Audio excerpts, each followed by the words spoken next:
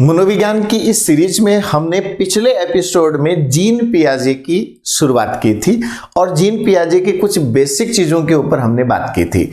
Gene पियाजे में आज की क्लास में, आज के इस वीडियो में हम आगे पढ़ते हैं जहां हमने पिछली बार छोड़ा था। हमने पिछले में यह बात की थी कि पियाजे के अनुसार प्रारंभिक अवस्था में यानी 7 साल से पहले का जो समय है बच्चे के जीवन में, वह पूर्व कारण चिंतन से ग्रस्त होता है। पूर्व कारण चिंतन, इसका मतलब दो घटनाओं के बीच में जो संबंध होता है, जिसे विज्ञान की भाषा में कॉज इफेक्ट रिलेशन कहा जाता है, कारण प्रभाव संबंध, कि इस कारण से ऐसा हुआ, वो जो वैज्ञानिक दृष्टिकोण है वो बच्चा नहीं समझ पाता है। यानी चूल्हे की आंच तेज कर दी जाए तो चाय जल्दी उफन जाती है, ये बच्चे के नहीं समझ में आता। धूप में कपड़े जल्दी क्यों सूख जाते हैं, ये नहीं समझ में आता, ये बाद में समझ में आता है जब बच्चा 7 से 11 वाली स्टेज में चला जाता है, मूर्त संक्रियात्मक अवस्था, कॉन्क्रीट ऑपरेशनल स्टेज में चला जाता है, तब समझ में आता है। इस स्टेज में क्या होता है, जो आप कह सकते हैं 2 से 7 साल, जो सबसे ज्यादा इंपॉर्टेंट है, जिसके ऊपर अभी चर्चा कर रहे हैं, कि पूर्व कारण चिंतन होता है। यानी बच्चे का चिंतन अपने दृष्टिकोण से होता है। मैं जो सोच रहा हूं या मैं जैसे देखता हूं वैसी है, मेरे विचार जो कह रहे हैं वही सत्य है, वास्तविक सत्य क्या है इससे मुझे मतलब नहीं है, जो मैं कह रहा हूं वो सत्य है। ये बच्चे की थिंकिंग होती है। यहां 3 कारण, 3 तरीके उन्होंने बताए हैं। आज हम इन तीनों के ऊपर चर्चा करेंगे और पियाजे के और महत्वपूर्ण जो संप्रदाय हैं उनके ऊपर भी चर्चा करेंगे। तो दिल थाम के बैठिए। यहां आपको क्लास में प्योर कंटेंट मिलेगा, वही बातें जो आवश्यक हैं, वही चीजें जो आवश्यक हैं, ना कोई फालतू इधर उधर की बात, ना कोई इधर उधर का कोई डिस्कशन, ना कोई मोटिवेशन। अरे काय का मोटिवेशन, सबसे बड़ा मोटिवेशन तो आपके अंदर है, तभी तो ये क्लास देख रहे हो। अगर मोटिवेशन ही नहीं हो रहा तो पैर पसार के सो रहे होते। तो इस मोटिवेशन के चक्कर में लोगों की दुकानदारी चल रही है। हमें कोई ऐसा दुकानदारी करने नहीं, हम कोई प्रोडक्ट लेकर नहीं आए कि वो आपको बेचना है। बस ये हमारी इच्छा होती है कि हम पढ़ाएं, कुछ बताएं, जो कुछ खोपड़ी में है वो आप तक भेजने की कोशिश करते हैं बस। क्योंकि पानी केरा बुदबुदा आसमानुस की जात, ये पानी का बुदबुदा होता है, कब फट जाए पता नहीं चलता। तो जब तक रहे कुछ ऐसा करें किसी के काम आए। परहित तुलसीदास जी रामचरितमानस में लिखते हैं, प्रसंग में जब ऐसी बात आती है कि क्या सही है, क्या गलत है, क्या संत है, क्या असंत है। ये लंका कांड के अंत की बात, उसके उत्तरकांड में आता है, जब भगवान राम वापस आ जाते हैं, अयोध्या में राम राज्य स्थापित हो जाता है। वहां एक जगह सनकादि ऋषि वगैरह आते हैं, वहां ये वार्तालाप चलता है, जहां ये भगवान राम ये कहते हैं कि परहित सरिस धर्म नहीं भाई, पर पीड़ा सम नहीं अदमाई। तो दूसरों का हित करने जैसा कोई धर्म नहीं है, और दूसरों को पीड़ा पहुंचाने से बड़ा कोई पाप नहीं है। तो परहित का मतलब है कि ऐसा काम करो कि किया और भूल गए, नेकी कर दरिया में डाल, उसका गुणगान करने की जरूरत नहीं है। जो भी अच्छा करो करो, भूल जाओ, उसका गुणगान नहीं कि मैंने ये किया, मैंने वो किया। जैसे कपूर उड़ जाता है, वैसे ही आपके अच्छे किए हुए कर्म जब आप उसका प्रकाश करते हैं, लोगों को बताते हैं, वो गायब हो जाते हैं। तो हमें ऐसा कुछ नहीं करना, बस आप लोगों के कुछ काम आ सके, आपकी परीक्षा में थोड़ी बहुत हमारी तरफ से कुछ सहायता हो सके, बस ये एक छोटी सी कोशिश है जो हम कर रहे हैं, और उम्मीद है कि इससे आप लोग लाभ लेंगे। यही हमारी कोशिश है, बाकी आप जाने। तो इसमें पियाजे ने 3 प्रकार के पूर्व कारण चिंतन के प्रकार बताए हैं, और इसका मूल कारण है बच्चे की अहम केंद्रितता, उसका ईगोसेंट्रिज्म, यानी विचारों में वो किसी दूसरे का दृष्टिकोण भी नहीं ले पाते और उनके चिंतन में वैज्ञानिक दृष्टिकोण भी नहीं होता। वो कहते हैं ना, अपनी टांग ऊपर रखनी, मैंने बोल दिया ना, ऐसा ही होता है। ये 3 प्रकार का उन्होंने बताया, एनिमिज्म यानी जीववाद, आर्टिफिशियलिज्म यानी कृत्रिमतावाद, और पारगमन तर्कना, ट्रांसडक्टिव रीजनिंग। अब इन तीनों के ऊपर हम चर्चा करते हैं। एनिमिज्म यानी जीववाद क्या कहता है? जीववाद का मतलब है कि यहां बच्चे की ये वो अवस्था है जब वो अपने खिलौनों से खेलता है। ये वो अवस्था है जब उसको ये लगता है कि जैसे मैं गिर जाता हूं, मेरे पीड़ा होती है, मुझे जैसे भूख प्यास लगती है, मुझे जैसे सर्दी लगती है, ठीक वैसे ही जो मेरे खिलौने हैं, मेरा जो हाथी है, मेरे जो गुड़िया है, मेरे पास जो घोड़ा है, उसको भी सेम वही फीलिंग्स होती हैं जैसी मुझे होती है। इसलिए आपने कभी देखा होगा कि बच्चियां अपनी गुड़िया को जो उनके पास होती है अपने पास सुलाती हैं, उनके साथ बातें करती हैं, उनको कुछ ठंडे गरम का उनका ध्यान रखती हैं। मेरी गुड़िया धूप में रहनी नहीं चाहिए, उसको देखो कितना पसीना आ रहा है। अब हमें हंसी आती है कि देखो इस प्लास्टिक के टुकड़े को पसीना थोड़ी आएगा, लेकिन एक बच्चे की तरह समझने की कोशिश कीजिए कि एक बच्चे को क्या होता है। माँ बाप को अगर बच्चे के साथ समझने के लिए अगर बच्चे के बराबर बच्चा बनना पड़ता है, हम बड़े बनकर कभी बच्चों की बात नहीं समझ सकते, हमें उनके साथ बराबर रहना पड़ता है। जब अपन भाषा विकास पढ़ रहे थे तब वहां एक बिंदु आया था, बाल केंद्रित भाषा, चाइल्ड सेंटर्ड लैंग्वेज। अगर आप अपने बच्चे का भाषा विकास बहुत अच्छा करना चाहते हैं तो बच्चे की भाषा में बात कीजिए। आपने देखा होगा अक्सर माताएं जब छोटे बच्चे के साथ खेलती हैं तो बच्चे की भाषा में बोलती हैं, अले मिलो ला दूध क्या हुआ, अले मिलो बेटा, अले अले ए क्या है ये। अब दूर से आपको हंसी आ रही होगी ये क्या है, लेकिन एक बच्चे की कम्युनिकेशन, उसकी लैंग्वेज को डेवलप करने के लिए जो हम बच्चे के सामने तुतला कर बोलते हैं, क्योंकि बच्चे को ये लगता है कि ये मेरी भाषा है, मिलती जुलती लगती है ना। तो अपनी भाषा तभी लगती है जब हम उसकी भाषा में बोलें। तो इसलिए बच्चे के दृष्टिकोण को समझने की जरूरत है। आप अगर उसकी गुड़िया को उठा के फेंक दोगे, कह रहे काहे कि इसको रजाई के अंदर क्यों डाल रखा है, इसको कौन सी सर्दी लगती है, उसको उसके मन में पता क्या भावना आएगी कि आज ये इस मेरी गुड़िया को उठा के फेंक रहे हैं, कल ये मुझे उठा के फेंक देंगे। माता पिता के प्रति जो बच्चे का जो भाव होता है वो बदल जाता है। यकीन मानिए, ये मनोविज्ञान की बात बता रहा हूं मैं आपको, ये बहुत जरूरी है। आप बच्चे की गुड़िया के साथ उतना ही प्रेम से पेश आइए जितनी उसकी बच्चे के साथ आप पेश आते हैं।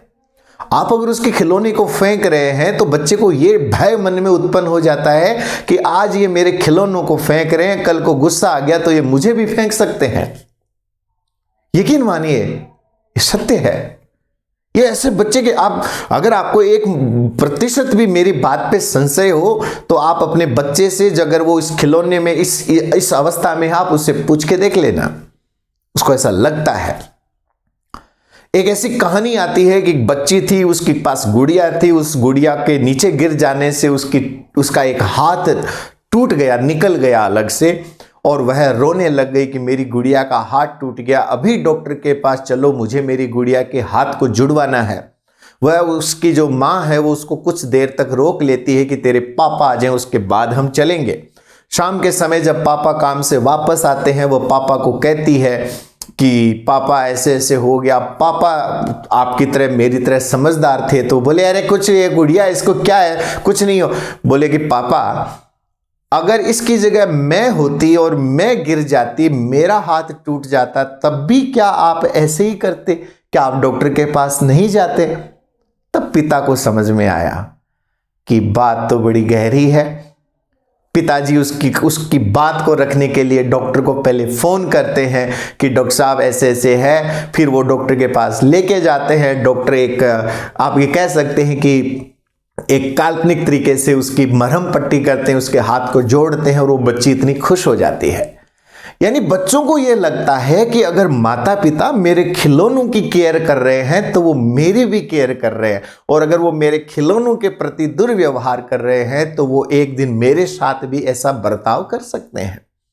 इसलिए as a parent it's our responsibility, हमें समझने की जरूरत है। मनोविज्ञान को पढ़कर अगर 20 में से 20 ले आए या 10 में से 10 ले आए तो क्या हुआ?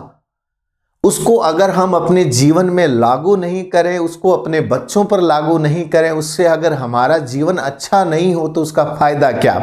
पोथी पढ़ पढ़ जग मुआ पंडित भयानक होए। तो खाली किताबें पढ़ लेने से या 20 में से 20 आ जाने से एक लक्ष्य तो पूरा हो जाएगा हमारा, नौकरी लगने वाला, लेकिन वही एक पर्याप्त थोड़ी है। संतान पालन सबको करना होता है, बच्चे सबको पालने होते हैं, संसार में सबको जीना है। इसलिए उनको हम यूज भी करें। मेरे कहने का तात्पर्य कोई आपको ज्ञान देना नहीं है, जस्ट एक बात अपनी शेयर करनी है कि जो चीजें हम सीख रहे हैं उनको हम अपने व्यावहारिक जीवन में, प्रैक्टिकल लाइफ में उनको अप्लाई करें, उनको लागू करें, तब हम उनका भरपूर फायदा उठा सकते हैं। तो एनिमीज में क्या होता है कि बच्चा सजीव और निर्जीव में भेद नहीं कर पाता है और उसको लगता है कि सजीव और निर्जीव की सेम फीलिंग्स होती हैं, दोनों में समान भाव होते हैं, दोनों की समान आवश्यकताएं होती हैं। जीववाद वह विश्वास है जो निर्जीव वस्तु में क्रियाशीलता और सजीवता के गुण होने को दर्शाता है कि निर्जीव वस्तुएं भी ठीक वैसे ही अनुभव करती हैं जैसे सजीव वस्तुओं को अनुभव होता है। एक बच्चे का यह विश्वास कि चांद मेरा पीछा कर रहा है, तारे टिमटिमा रहे हैं क्योंकि वो खुश हैं, इस कुर्सी ने मुझे गिरा दिया, मेरी गुड़िया को सर्दी लग रही है। ये ऐसी जो मैंने कुछ उदाहरण आप लोगों के लिए लिए हैं, ये जो उदाहरण हैं ये जीववाद को बताने के लिए हैं कि एनिमीज में बच्चे की क्या फीलिंग्स होती है।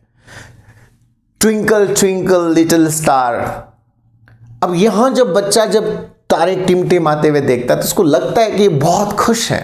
अच्छा, तारे खुश नहीं है, वो खुश है, इसलिए उसको लगता है कि अगर मैं खुश हूं तो तारे भी खुश हैं। आप भला तो जग भला, मैं खुश हूं तो सब खुश हैं और मैं दुखी हूं तो सब दुखी हैं। मैं रोया तो जग रोया, मैं हंसा तो जग हंसा। ये बच्चे की कुछ इस प्रकार की भावनाएं होती हैं जीवन के प्रारंभिक वर्षों में, जब हम कह सकते हैं कि अहम केंद्रित चिंतन के कारण बच्चे में जीववाद आता है। इसके बाद अगला जो विचार है, इसी का पार्ट है, वो है कृत्रिमतावाद या आर्टिफिशियलिज्म। कृत्रिमतावाद का जो विचार है वो क्या है कि पर्यावरणीय विशेषताएं या घटनाओं के पीछे मानवीय कार्य या हस्तक्षेप होता है। इसका मतलब है कि कोई भी जो घटना जो वातावरण में घटित हो रही है या जो पर्यावरण में जो घटनाएं घटित हो रही हैं, उनके पीछे कोई प्राकृतिक कारण न होकर कोई मानवीय कारण है, यानी कोई ऐसा है जो ये कर रहा है। 4 साल से 7 साल के बच्चे के जो अवस्था में ये ज्यादा दिखाई देता है आर्टिफिशियलिज्म।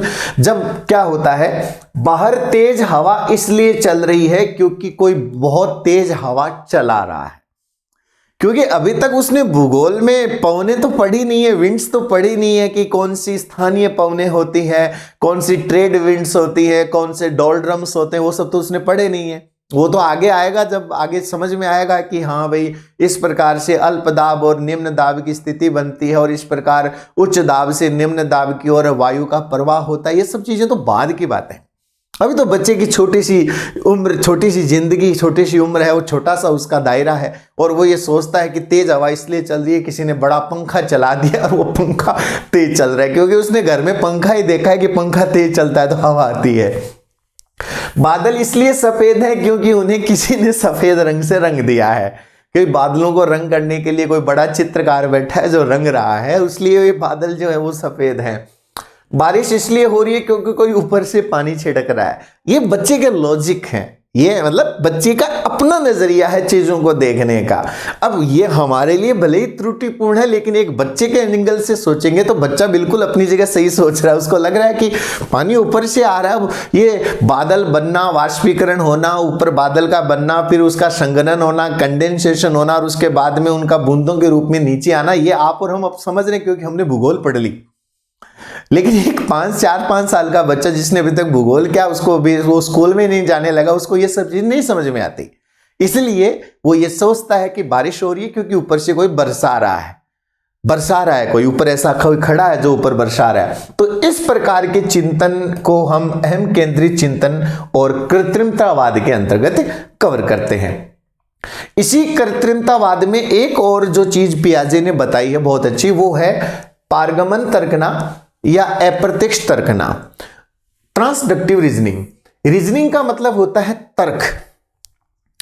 और आप सब जानते हैं पियाजे में जो रीजनिंग होती है, जिसको हम लॉजिकल रीजनिंग कहते हैं, जिसको हम तार्किक चिंतन, तार्किक तर्कना कहते हैं, वो चालू होती है 7 से 11 वाले समय में, जब बच्चा मूर्त वस्तुओं पर तर्कना शुरू कर देता है। अभी बच्चे की तर्कना अपने शुरुआती स्तर में है। आप ये कह सकते हैं कि अभी तर्कना जो है वो अपने कच्चे पड़ाव में है। अभी वो तर्क तो दे रहा है, लेकिन उस तर्क के पीछे जो लॉजिक है वो उसका अपना है। उसके पीछे कोई लॉजिकल, कोई तार्किक चिंतन नहीं है, कोई साइंटिफिक लॉजिक नहीं है उसके पीछे। सिर्फ अपने हिसाब से जैसा मुझे समझ में आए, जैसा मोरा मन मोहे भावे, जैसा मुझे भावे, जैसा मुझे अच्छा लगा मैंने बता दिया। ये चीज बच्चे में यहां होती है। यह तर्क की वह स्थिति है जब बच्चा कारण परिणाम या कारण प्रभाव संबंध को वास्तविक रूप से समझने में असफल रहता है। कारण प्रभाव संबंध को अभी बच्चा पूरी तरह समझ नहीं पा रहा है और अपने एंगल से कुछ सोच रहा है। पारगमन तर्कना विशिष्ट से विशिष्ट की ओर चलती है, ये लाइन याद रखने वाली है। पारगमन तर्कना जो होती है वो विशिष्ट से विशिष्ट चलती है। अच्छा, 2 तर्कना और होती है, आगमन और निगमन। आगे चर्चा करेंगे, चिंता मत करें, पूरा कवर करेंगे। मैं स्लो जरूर हूं लेकिन पूरा कवर करेंगे, यकीन मानिए पूरा कवर करेंगे। धीरे धीरे रे मना धीरे सब कुछ होए, और माली सींचे 100 घड़ा ऋतु आए फल होए। धीरे धीरे सब हो जाएगा। अब यहां क्या हो रहा है, यहां पे बच्चे की जो तर्कना है वो विशिष्ट से विशिष्ट हो रही है। जब हम आगमन तर्कना की बात करते हैं तो वो विशिष्ट से सामान्य की ओर चलती है। कुछ विशिष्ट उदाहरणों से वह एक सामान्य नियम को बनाता है। और जो निगमन तर्कना होती है ये सामान्य से विशिष्ट की ओर चलती है, जहां एक सामान्य नियम पर आधारित आप कुछ विशिष्ट उदाहरण दे सकते हैं। और ये है विशिष्ट से विशिष्ट, स्पेसिफिक टू स्पेसिफिक। क्या होती है ये? और परस्पर असंबंधित घटनाओं के बीच में संबंध स्थापित करता है।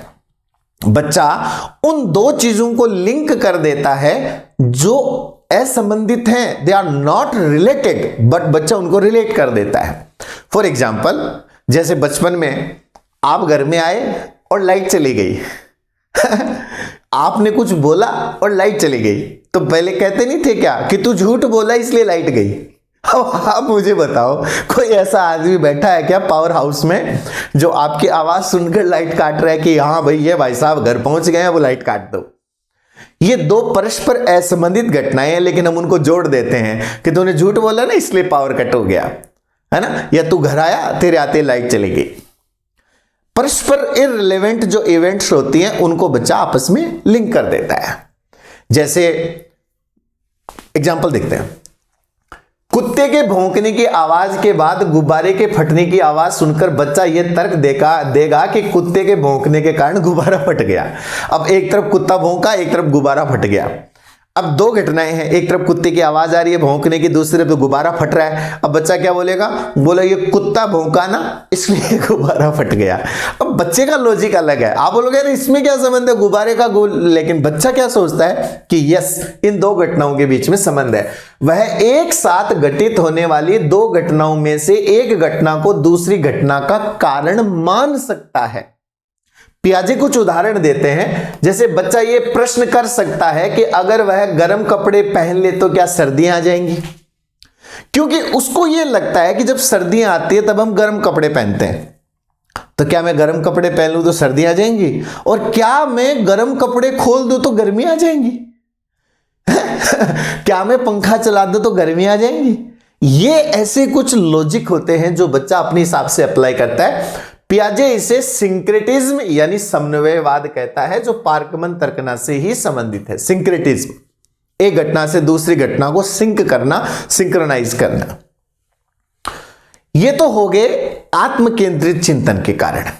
अब इससे थोड़ा बच्चा आगे बढ़ता है और जब अगली अवस्था में आ जाता है 7 से 11 वाली में, तब एक बहुत महत्वपूर्ण कंसेप्ट बच्चे के डेवलप होता है, 7 से 11 की अवस्था में डेवलप होता है, और उसको हम लोग कहते हैं संरक्षण या संधारण, या इन इंग्लिश कंजर्वेशन। सबसे ज्यादा सवाल आए इसके ऊपर, सबसे ज्यादा। आइए इसी को ही कवर करते हैं। संरक्षण या संधारण या कंजर्वेशन क्या है? पहले तो इस वर्ड को समझ लीजिए। कंजर्वेशन, ऊर्जा संरक्षण का नियम हम सबने पढ़ा है, द्रव्यमान संरक्षण का हमने सबने नियम पढ़ा है कि द्रव्यमान एक, आप कह सकते हैं, अवस्था से या एक स्वरूप से दूसरे स्वरूप में बदल सकता है। जैसे आइंस्टीन का एनर्जी मास रिलेशन है E=mc², कि कोई मास m है, वो c² यानी c प्रकाश का वेग के हिसाब से जो ऊर्जा उत्पन्न कर सकता है, E mc² एनर्जी मास रिलेशन। जो ऊष्मा का जो शून्य नियम है या जो ऊष्मा संरक्षण का नियम है, वो कहता है कि ना ऊष्मा को उत्पन्न किया जा सकता है ना उसे नष्ट किया जा सकता है, उसे एक स्वरूप से दूसरे स्वरूप में बदला जा सकता है। द्रव्यमान संरक्षण, संवेग संरक्षण का नियम होता है कि कोई वस्तु जो जिसका द्रव्यमान m है, उसका जो वेग v है, उसका जो संवेग P=mv होगा, वो सदैव संरक्षित रहता है, P=mv। अब उस स्थिति में संवेग संरक्षण का नियम लागू होता है। तो ऐसे ही यहां संरक्षण बच्चा एक कंसेप्ट के रूप में बच्चा सीखता है। संरक्षण का मतलब है कि आपने जब तक कुछ हटाया नहीं, जब तक कुछ जोड़ा नहीं, यानी ना आपने कुछ प्लस किया ना आपने कुछ माइनस किया, तो वो चीज उतनी ही रहेगी, उसमें कोई परिवर्तन नहीं आएगा। जैसे आपने एक आटे का इतना बड़ा गोला लिया और उस गोले को आपने फ्लैट करके और इतनी बड़ी चपाती बना दी। अब बच्चे से पूछोगे कि बेटा इसमें आटा ज्यादा है या इसमें आटा ज्यादा है, अब यदि संरक्षण का गुण आ गया तो बोलेगा कि आटा तो बराबर ही है, क्योंकि इसी से तो आपने रोटी बनाई है। और इसको अगर आप फैलाकर अगर आप उसको वापस गोला बनाओगे तो वही गोला वापस बन जाएगा। लेकिन यदि संरक्षण का गुण विकसित नहीं हुआ है तो वो बच्चा अलग लॉजिक दे सकता है। वो ये कह सकता है कि ये वाला आटा ज्यादा है क्योंकि इसकी मोटाई ऊंचाई है और ये आला पतला है, इसकी कम है। तो संरक्षण क्या है?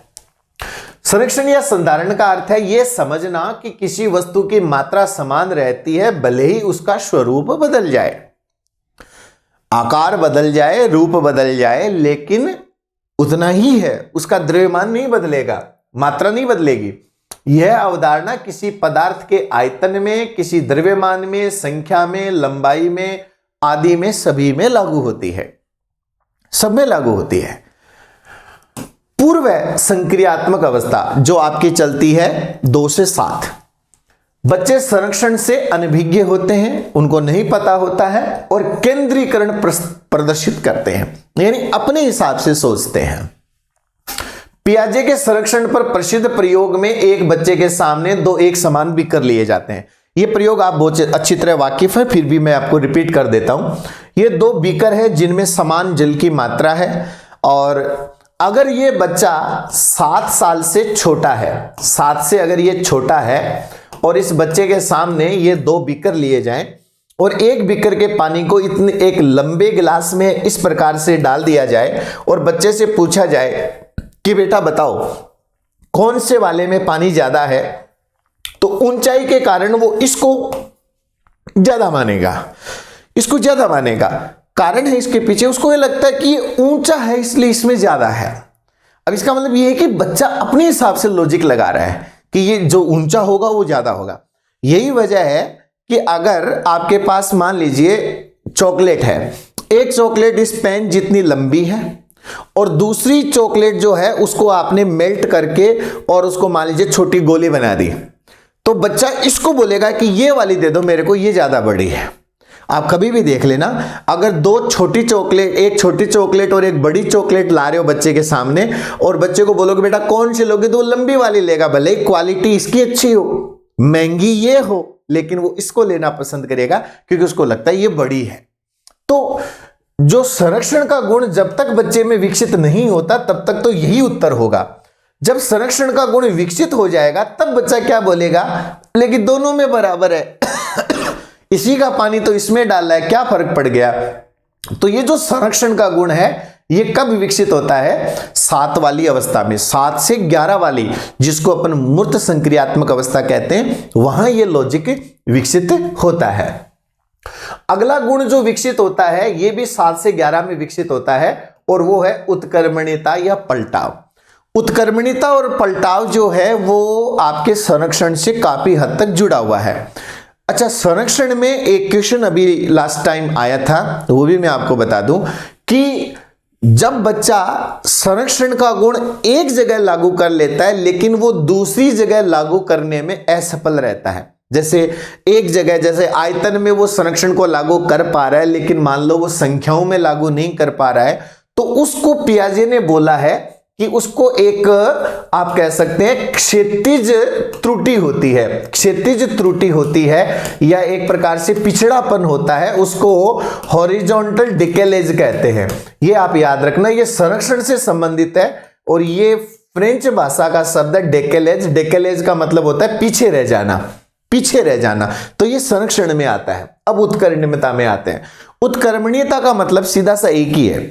जैसे सपोज कीजिए ये मेरे पास एक कागज है, इस कागज को मैं अगर ऐसे समेट कर एकदम छोटा सा बना लूं, एकदम छोटा सा बना लूं और फिर मैं कहूं कि क्या ये कागज और जो पहले था वो सेम है, तो उत्कर्मण्यता का अगर गुण आ गया तो बोल देगा सेम है, क्योंकि अगर मैं इसको वापस फैलाऊं तो ये वैसा का वैसा बन जाएगा। लेकिन अगर उत्कर्मण्यता का गुण नहीं है तो वो फिर इस चीज का जवाब नहीं दे पाएगा।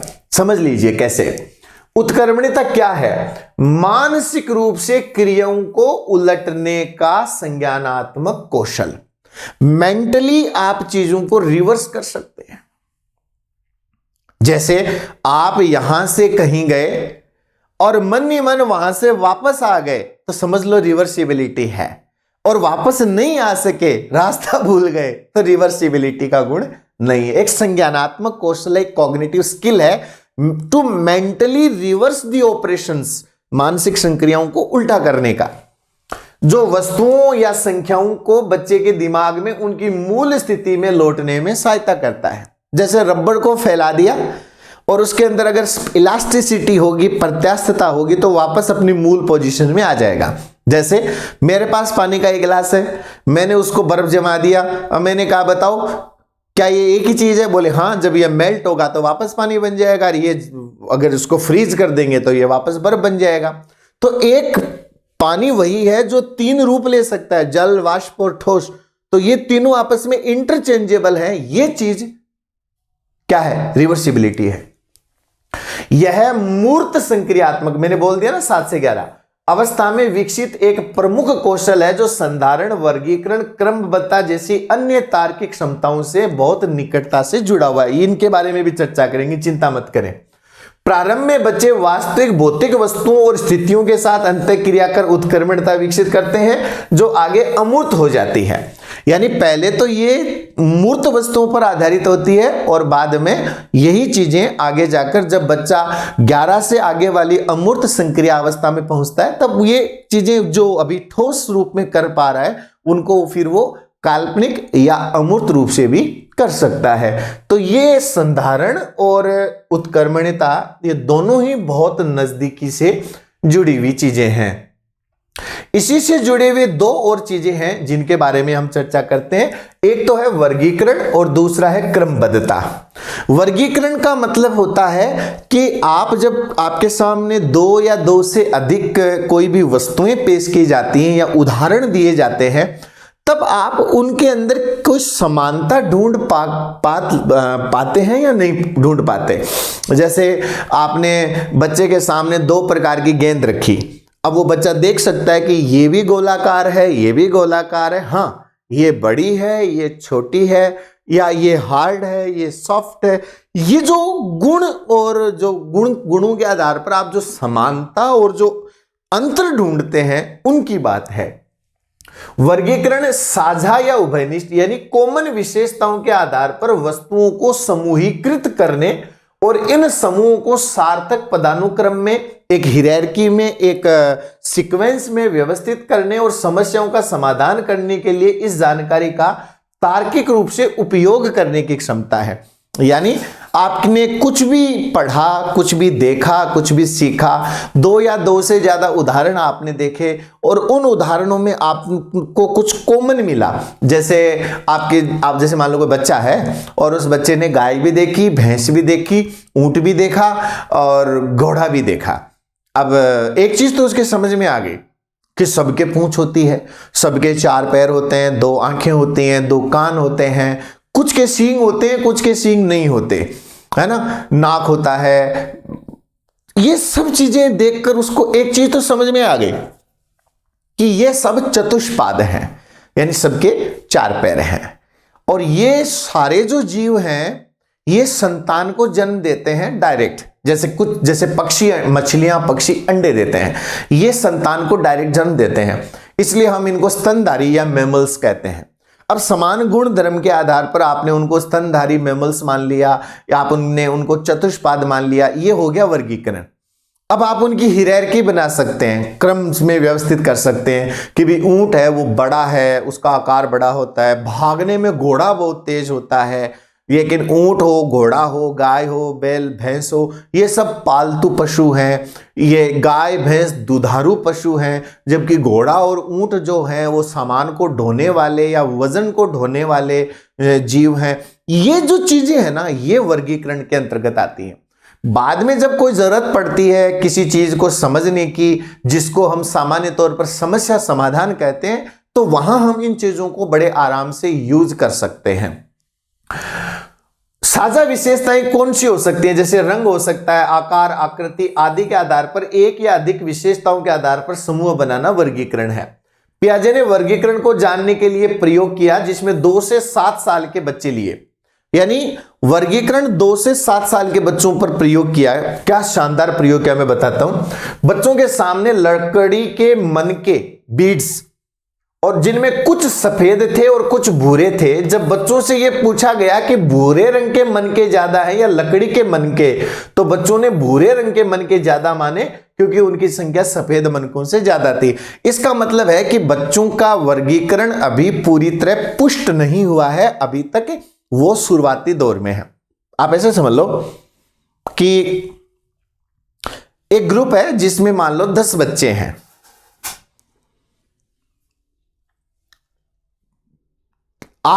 7 लड़कियां हैं, 3 लड़के हैं। अब किसी से पूछा कि बताओ लड़के ज्यादा है या बच्चे ज्यादा है? मान लो 7 लड़कियां हैं, 3 लड़के हैं, टोटल 10 बच्चे हैं। अब बच्चे से यह पूछ लिया कि बताओ लड़कियां ज्यादा हैं या बच्चे ज्यादा हैं? अब बच्चे ने क्या किया कि लड़कों से लड़कियां ज्यादा हैं, तो वो बच्चे वाला कंसेप्ट यूज करने के बजाय उन्होंने क्या सोचा कि लड़कियां ज्यादा हैं, तो उन्होंने उत्तर लड़कियां दे दिया। जैसे इस प्रयोग में सारे मन के लकड़ी के ही हैं, लेकिन कुछ भूरे हैं, कुछ सफेद हैं। अब भूरे रंग वाले जो मन के हैं वो ज्यादा हैं। तो जब ये प्रश्न पूछा गया कि भी इसमें लकड़ी के मन के ज्यादा हैं या भूरे ज्यादा है या कौन से ज्यादा है, तो उन्होंने भूरे उत्तर दिया क्योंकि सफेद से भूरे ज्यादा है। तो ये बताता है कि अभी तक बच्चे के अंदर जो वर्गीकरण का जो कंसेप्ट है ये पूरी तरह विकसित नहीं हुआ है। ये मूर्त संक्रियात्मक अवस्था में अच्छी तरह विकसित हो जाता है, जो आगे जाकर उसके कंसेप्ट समझने में, संप्रत्यय निर्माण में मदद करता है। अगला जो है वो क्रमबद्धता है, सीरिएशन है। सीरिएशन का मतलब है सीरीज बनाना। जब बच्चे के सामने आप छोटी बड़ी वस्तुएं रखते हैं तब वो उनको क्रम में व्यवस्थित करने लग जाता है। आप ये कह सकते हैं कि इस समय आप देखना कभी भी जब 4-5 साल के बच्चे को आप स्कूल में भेजते हैं, या अगर आप कभी स्कूल टीचर रहे हैं जब आपने छोटे बच्चों को पढ़ाया है, आप देखना 4-5 साल के बच्चे जब प्रार्थना के लिए जब लाइन लगती है तो कहीं भी खड़े हो जाते हैं उनको ये अभी तक ये समझ में नहीं आया है कि ये जो ऊंचाई के हिसाब से सबसे छोटा आगे और सबसे लंबा लड़का पीछे खड़ा होना है, मुझे कहाँ खड़ा होना है। तो कई बार आपने देखा होगा कि बच्चे लाइन में कहीं भी बीच में घुस जाते हैं, फिर टीचर उनको आगे करते हैं, छोटा है उसको आगे आगे रखा जाता है, बड़े को पीछे पीछे रखा जाता है। लेकिन वही बच्चा जब 7 साल से बड़े हो जाते हैं तो वो समझ जाते हैं कि मेरी हाइट कहाँ मैं एडजस्ट हो सकता हूँ, मेरे से लंबा कौन है और मेरे से कम हाइट वाला कौन है। तो बीच में उसी जगह जाकर एडजस्ट होते हैं जहां उस क्रम में उनका स्थान आता है। सीरियसन कुछ इसी प्रकार का है। क्रमबद्धता का अर्थ है जो मापने योग्य विशेषताएं हैं, जैसे आकार है, ऊंचाई है, आयु है, वजन है, रंग है आदि के आधार पर वस्तुओं को लॉजिकली तार्किक रूप से अरेंज करने का संज्ञानात्मक कौशल। It is a cognitive skill to arrange certain objects according to their attributes। कोई भी एट्रीब्यूट हो, कोई भी गुण हो, लंबाई हो, ऊंचाई हो, वजन हो, आयु हो, उनके हिसाब से उनको एट्रीब्यूट करना। यानी आप कह सकते हैं कि 7-8 साल का बच्चा ये समझने लग जाता है कि मेरे घर में सबसे ज्यादा उम्र के मेरे दादा दादी नाना नानी हैं, उनसे छोटे मेरे ताऊ जी हैं, ताई जी हैं, उनसे छोटे मेरे पापा हैं, मेरे चाचा जी मेरे पापा से छोटे हैं, ये मेरा बड़ा भाई है, ये मेरे छोटे हैं। यानी जो छोटे बड़े का जो सीक्वेंस है तो वो बच्चा बनाने लग जाता है। अब वो उनको क्रम में लगा सकता है, छोटे से बड़ा, बड़े से छोटा, जो हम लोग पढ़ते हैं ना आरोही क्रम अवरोही क्रम, वो ये समझने लग जाता है। ये कह रहा है मूर्त संक्रियात्मक अवस्था में जो 7 से 11 है, बच्चे इस संज्ञानात्मक कौशल का विकास कर लेते हैं। तब वे लंबाई के आधार पर आरोही, आ गया ना, आरोही या अवरोही क्रम में पंक्ति बना सकते हैं। 7 से 11 साल के बच्चे अक्सर परिवार के सदस्यों का सबसे बड़े से छोटे या छोटे से बड़े की ओर तार्किक रूप से अरेंजमेंट या उनका व्यवस्थीकरण जो है वो कर लेते हैं। तो ये जो संज्ञानात्मक कौशल है ये विकसित होते हैं 7 से 11 वाली अवस्था में। ये तो बात हो गई हमारी पियाजे की इन कुछ मूलभूत विशेषताओं की। अब अगला जो बिंदु आता है वो आता है हमारा पियाजे के संज्ञानात्मक विकास की 4 अवस्थाएं। अब पियाजे ने जब संज्ञानात्मक विकास के बारे में अपना सिद्धांत दिया तो पियाजे ने बौद्धिक विकास या संज्ञानात्मक विकास या मानसिक विकास की 4 ऐसी अवस्थाएं दी हैं जो यूनिवर्सल हैं। पियाजे का यह मानना था कि दुनिया के सभी बच्चे कहीं हो, चाहे पूरे विश्व में वो कहीं पैदा हुआ हो, संज्ञानात्मक विकास के इन 4 चरणों से होकर ही गुजरते हैं। प्रत्येक बच्चा इन 4 चरणों से होकर ही गुजरता है।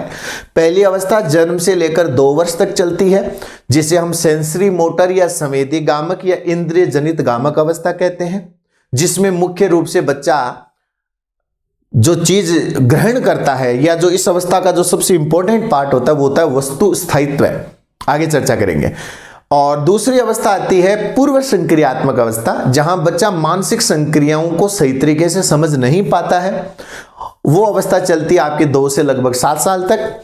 उसके बाद आती है मूर्त संक्रियात्मक अवस्था, जहां बच्चे का तार्किक चिंतन प्रारंभ हो जाता है। वह संधारण, संरक्षण, क्रमबद्धता, वर्गीकरण जैसे कंसेप्ट विकसित कर लेता है और ये आगमन तर्कना विकसित करने का समय होता है और मूर्त वस्तुओं पर उसकी जो तर्कना है या उसका जो चिंतन है जो आधारित होता है। और जब वो बच्चा लगभग 11 साल की आयु को पार कर लेता है तब वो चौथी अवस्था में चला जाता है, अमूर्त या औपचारिक संक्रियात्मक अवस्था, जहां पर अब मूर्त रूप से वस्तुओं का उसके सामने होना जरूरी नहीं है, वो अमूर्त रूप से अपने मन में कल्पना करते हुए चिंतन कर सकता है। आपकी तर्कना आगमन से बढ़ते हुए अब निगमन तक चली जाती है और इस प्रकार इन 4 चरणों के अंदर बच्चे का संज्ञानात्मक विकास होता है। तो आप अगला जो हमारा वीडियो आएगा उस एक वीडियो में हम पियाजे के 4 अवस्थाओं को कवर करते हुए पियाजे की जो कुछ कमियां रही हैं या जो लोगों ने पियाजे की आलोचनाएं की हैं उन सबको हम एक ही वीडियो में डिस्कस कर लेंगे। पियाजे का सिद्धांत थोड़ा बड़ा है, इसलिए मैंने इसको 3 टुकड़ों में आप लोगों के सामने लिया है। उम्मीद करता हूं कि आप ये समझ लेंगे कि ये मैंने इसके 3 टुकड़े क्यों किए हैं, क्योंकि जब एक बहुत लंबा एपिसोड होता है तो उसको थोड़ा समझना भी थोड़ा मुश्किल हो जाता है, लेकिन जब हम उसके छोटे छोटे 3 पार्ट बना देते हैं तो उसको समझना थोड़ा हमारे लिए आसान हो जाता है। एक बार पियाजे पूरा हो जाए फिर वाइगोत्स्की ब्रूनर तो बहुत छोटे छोटे सिद्धांत हैं, हम एक ही एपिसोड में वाइगोत्स्की और ब्रूनर को डिस्कस कर लेंगे। एक एपिसोड में हमारा सामाजिक विकास आ जाएगा और एक दो एपिसोड में आपका अभिवृद्धि विकास का चैप्टर पूरा हो जाएगा। फिर हम अधिगम का चैप्टर प्रारंभ कर देंगे जो आपके ग्रेड 1 में भी काम आएगा, 2 में भी काम आएगा, 3 में भी काम आएगा, रीट में भी काम आएगा, सीटेट में भी काम आएगा, या कोई भी जो टीचर लेवल की एग्जाम है कोई भी उस सब में काम आएगा। तो उम्मीद करता हूं कि आज का ये वीडियो आप लोगों को अच्छा लगा होगा। अगर आपको अच्छा लगे तो बिल्कुल खुश होइए और अच्छा नहीं लगे तो डिसलाइक का बटन दबा दीजिएगा, वो भी आपके सामने है। धन्यवाद।